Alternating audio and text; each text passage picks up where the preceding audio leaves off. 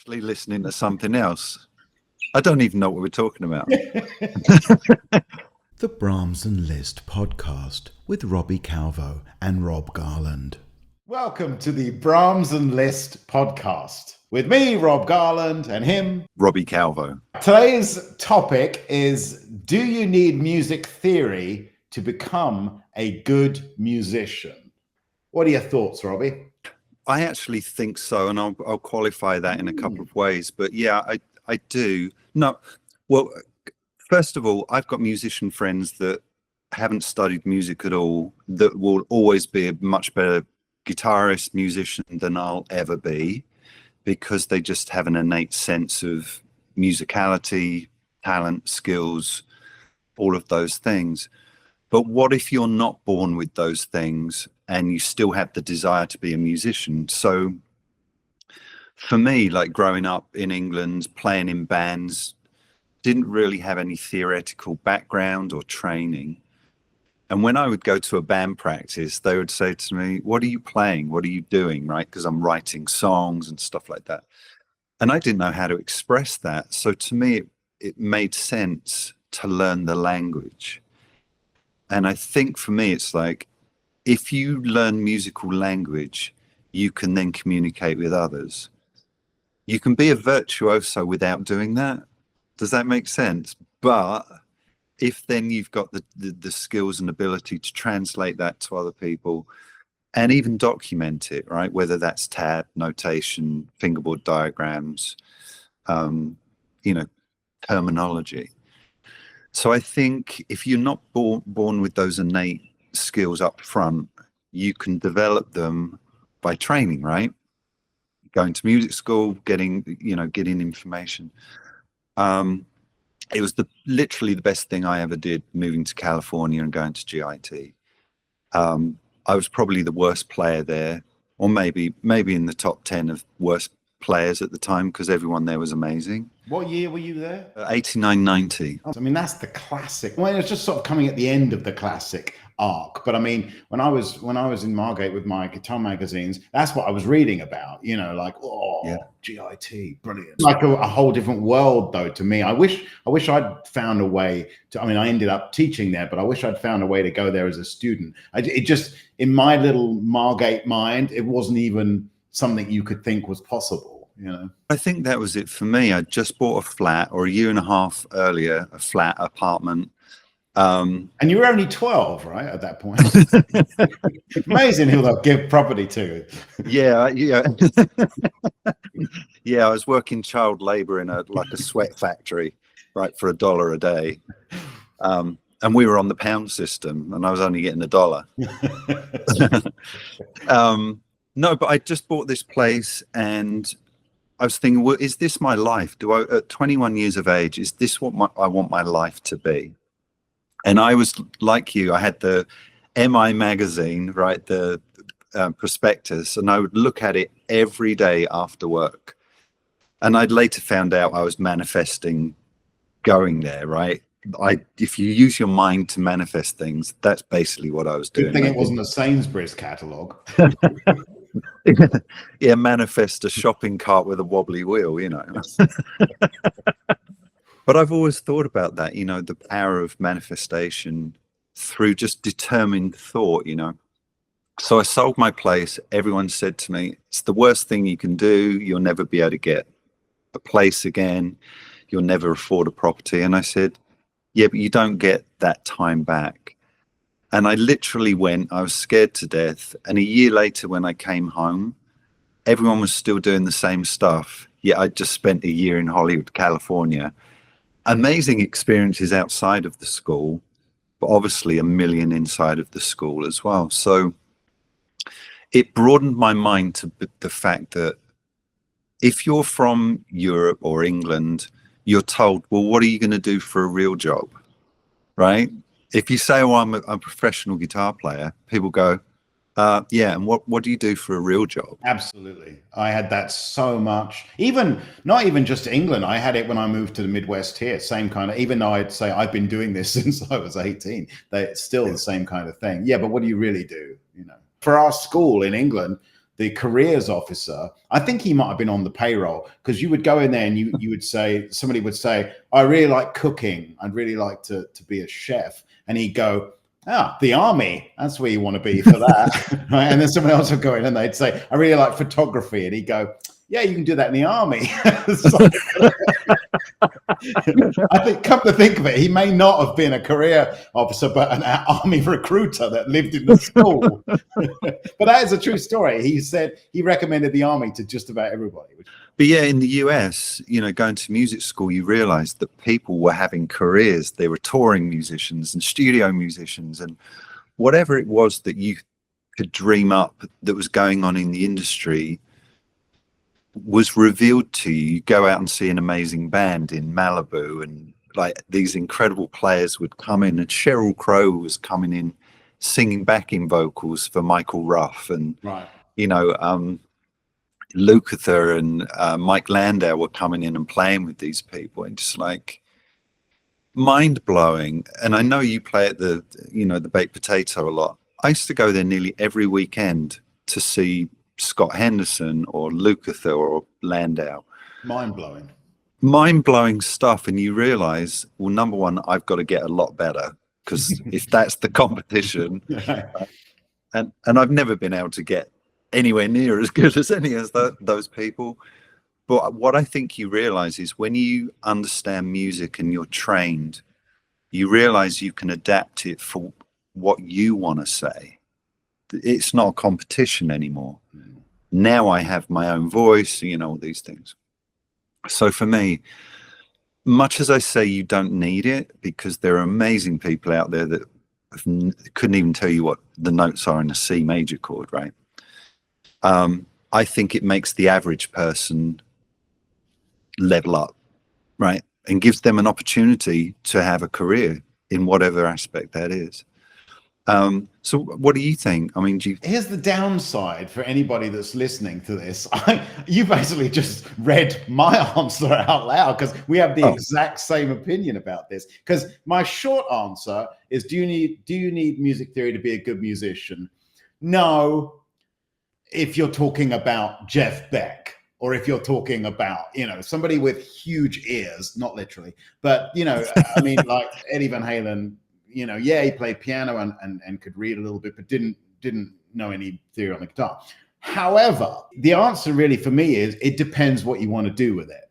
Because like you, I started learning purely by ear. I was playing in bands after just a couple of years of playing. I'm sure they were horrible, but, you know, playing in bands 16, 17, 18, and so on. And then I got to a point, you know, and you'd always hear this sort of like punk ethic of, you can't learn music theory because it takes away your creativity, which is absolute hogwash, right? I don't know if I've ever used the term hogwash. I like it. Yeah, this is like washing a pig, I guess. What it turns out to be is exactly what you said, really. When I got a little bit older and I got in a band with much more experienced musicians, and they would be talking to each other using this terminology of music theory, and not even anything deep, just literally saying, oh, that's a C7, you know, and then, wait, what?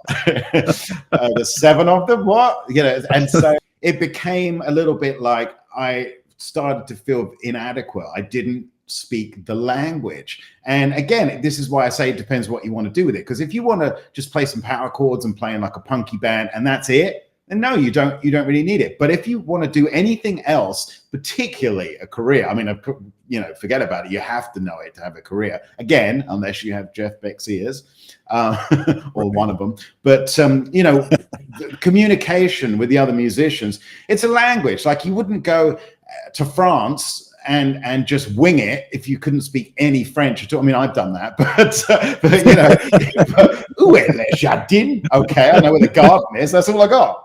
What do I do now? I found the garden. You know, but I mean, you just wouldn't do it. So I don't understand why people think you would do the same thing with another language, i.e. the language of music. Particularly if you take the case of Eddie Van Halen, for example, right?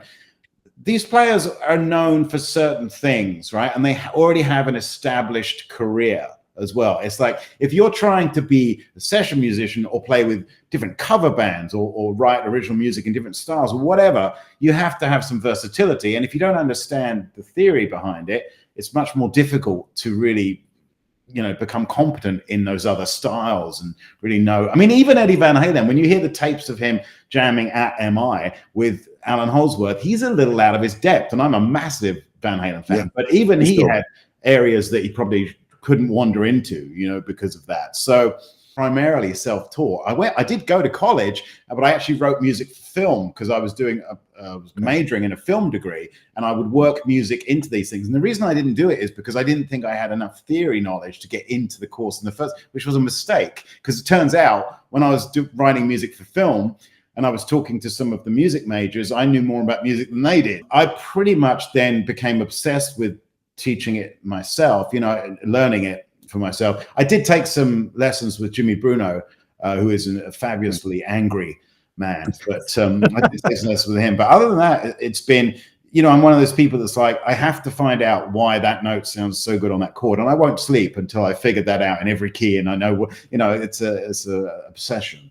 And that's a wonderful thing, because so it gives you an analytical mind, which then expands your mind into other thought processes and everything else. One of the other things that I found fascinating, I met this girl that was going to the Royal Academy of Music in London, and she was a classical guitar player.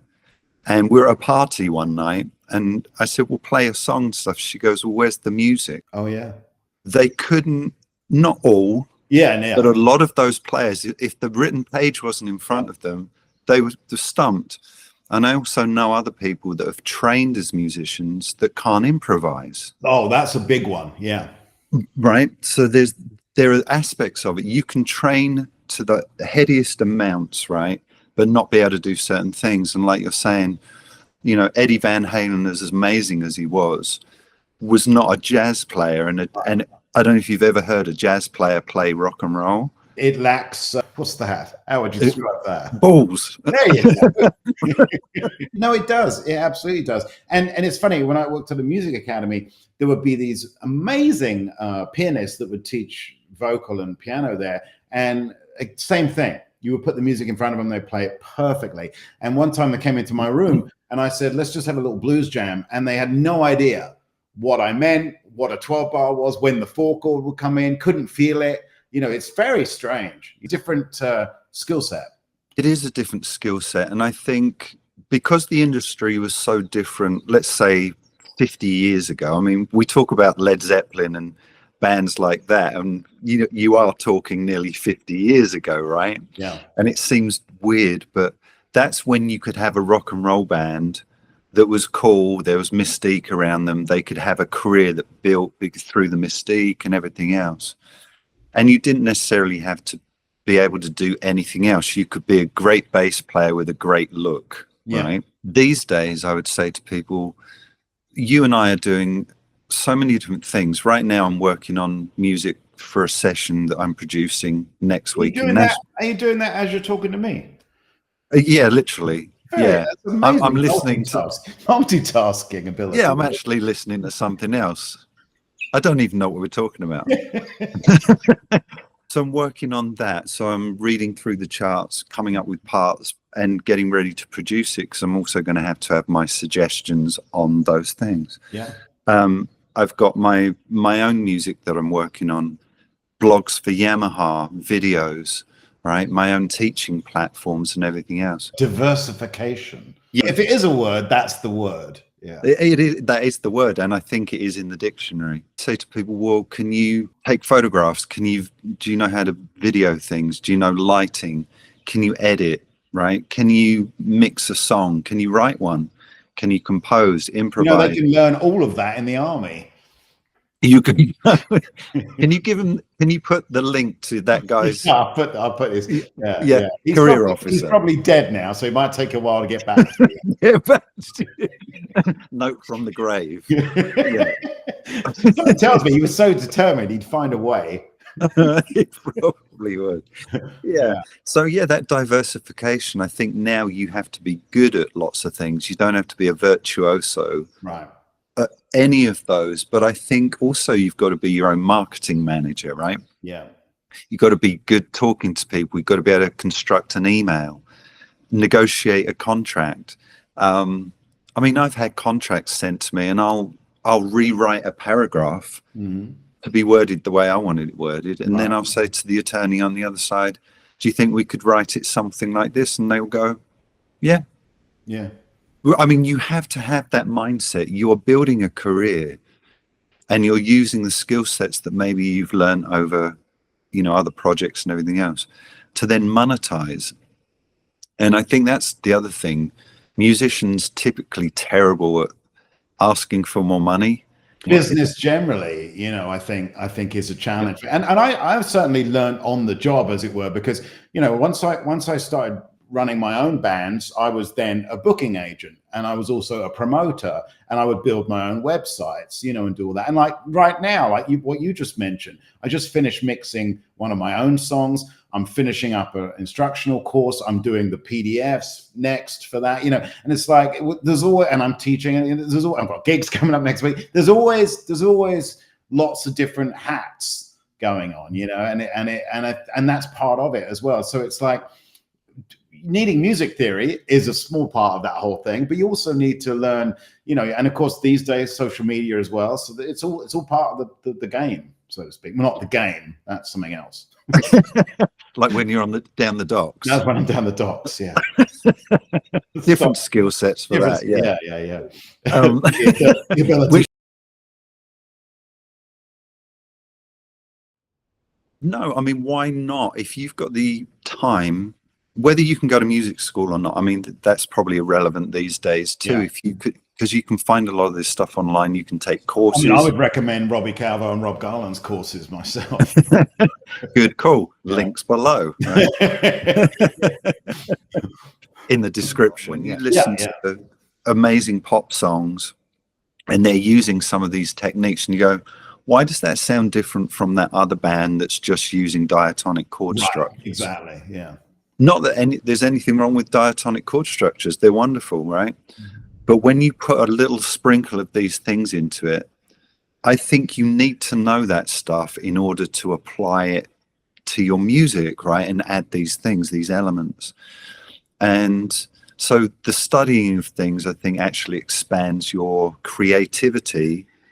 Not that you couldn't be the best cover band guitarist in the world. Sure. But I think if you want to write compelling and interesting music, in my opinion, it connects you to the universe as well, because like you might be out somewhere and you hear a song on the radio and you go, oh, there's a 3 chord that's dominant. You're like, you hear it and you go, oh, it's pulling you to that next one. And so this goes back to that thing of people saying, this is something I wanted to say earlier, but I forgot. People saying that, the punk ethic and it takes away creativity. Here's the thing I want to say about music theory, though, right? I think you should learn as much of it as you can. I think you should absorb it, become fascinated by it, be excited by it. But then if you're improvising, let's say, or even if you're just sitting down with a guitar or piano or whatever, and you're just playing for the love of playing, and maybe a composition will start to fall out of your ears, but particularly if you're improvising, the way I think of it is I learn as much music theory as I can to do with what I'm playing over, but then I want to think of it as an operating system that's running completely in the background. People sometimes misunderstand when you say things like, there's a chord scale relationship, for example, or arpeggios or chord tones. On the gig, you really don't want to be thinking that if you can help it. No. You don't want to be thinking about anything, like literally nothing, right? And the idea is if you take in as much music theory as you can let it run in the background. And the irony is you're really just trying to get back to the point that Jeff Beck started at, or not started at, but became, where it's ear-based. All you're doing is reacting in the moment by your ear. But because all of us don't have those ears from birth, we need the music theory and that process of practice and analysis to prime the operating system so that when it just happens naturally. That to me is the best way to use that stuff. So I'm never thinking, oh, it's G7, let me reach for G mixolydian, because that's going to get in the way of creating a melody, right? Right. But if you think about that stuff away from when you're actually, in that moment, I think it really serves a big purpose. I do too. And that's a great point. To me, creating a melody by singing it, Yeah, as opposed to looking for a scale that works, like you said, the chord absolutely. scale relationship, Absolutely, yeah. which I'll do a lot, right? I know my arpeggios and those kind of things. So I tend to stay within those things. But if I sing it, often when I work out what I've just sung, Yeah, it would be a pattern or a fingering I wouldn't have reached for. exactly. People say to me, you know, you play a lot of things that would be singable motifs. Right. Well, look at Jeff Beck. I know I keep mentioning him, but he's a great example of that. Great example. And he's probably hearing these things, but knows how to find it on his guitar. Yeah. Yeah. I know people that do that stuff. It's just mind blowing to me that they can do what they can do. I don't have amazing ears in that respect. But I mean, I think you say yourself a little short there. I could see one of your ears there, and it's quite beautiful. but I think, yeah. Oh no, it was the other one. No, okay. but oh yeah, gorge. It's a skill that can be developed. I know for a fact it is, because when I started singing, whew, no one wanted to be around that. But it's you know, singing what you play is a huge part of that, I think.